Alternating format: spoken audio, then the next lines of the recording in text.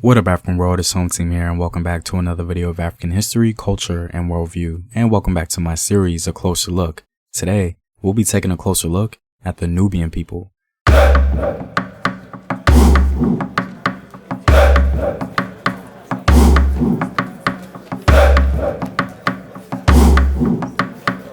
By supporting this channel on Patreon, you're helping in the creation of these videos and supporting this content.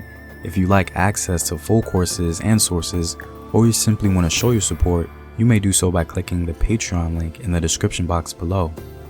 To begin, the term Nubia itself doesn't really have a legitimate historical basis, but it's often used to refer to the various groups of people who live just south of an agreed upon Egyptian border. The idea of a specific Nubian people that we identify today are a people whose identity has been created strictly based on the diversity of Sudanese history. In other words, they're a collection of the various people groups that began to form an identity mostly after the Arab invasion of the region. The Nubian ethnic group today consists of a people who carry ancient Sudanese ancestry and ancestry from intermarriage with foreigners, largely Arab. So let's keep that in mind. The Nubian people identify their ancestral homeland as a stretch of land along the Nile River that covers hundreds of miles south from the first cataract near Aswan in Egypt to around the fourth cataract in northern Sudan. The Nubian languages are classified as an Eastern Sudanic language, a branch of the Nilo-Saharan group.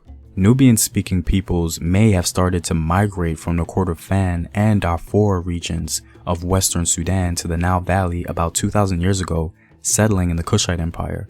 According to a scholar at the University of Cologne, two now Nubian languages survive today: Nubian, previously known as Mahas, spoken in southernmost Egypt and northern Sudan, and Kenzi Dongolawi. Kenzi is spoken north of Mahas in Egypt, while Dongolawi is spoken in the south around Dongolo. Kenzi and Dongolawi are considered dialects of the same language. There are an estimated 605 Nubian speakers and around 1 million Kenzi Dongolawi speakers. There can be no doubting the antiquity of Nubian people, as they have ancestry deriving from the most ancient Nubian cultures and people in the first African civilization of Tassedi. After the fall of the various Nubian kingdoms and empires in the region, many of the Nubian people in that region first converted to Christianity via their interactions with Christianized Egyptians in the north. Less than a century later, Nubians were resisting Arab dominance in the region and later intermarried with them. Intermarriage with Arabs led to the gradual conversion of the Nubian matrilineal kinship system to the Arab-Muslim patrilineal system, shifting control of Nubian properties and princedoms to Muslims, and the adoption of Islamic religious practices by not only the ruling elite, but by the wider population as well. Nubian villages were built as close to the Nile as possible. Their economy is based on subsistence farming, animal husbandry, and date production.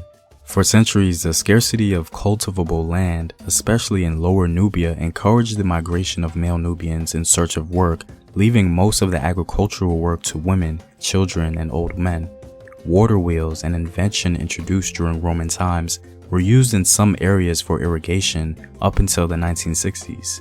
Nubian kinship is based around tribe systems. The people favor cross-cousin marriage, in which marriage occurs between the children of two siblings of the opposite sex. Nubians today are Sunni Muslim and adhere to the Maliki school. After Great Britain assumed control of Egypt and Sudan between 1880 and 1900, the Nubians were generally left in peace and for the first time free of invading armies. But as the Nile waters began to rise after the completion of the first Aswan Dam in 1902, the fate of Nubian people and much of their history was sealed. Despite the destruction wrought by the creation of the Aswan Dam, much of Nubian culture survived. In particular, Nubian music and dance have become internationally popular. Traditionally, Nubian music integrates percussion instruments such as the bongo and hand clapping. Today, it also incorporates salsa and samba rhythms. Interestingly enough, Nubian musicians have brought on inspiration from Jamaican reggae artists, more specifically Bob Marley. The first dam and its subsequent elevation in 1912 and 1933 crippled Lower Nubia's agricultural system and had a profound social and cultural impact.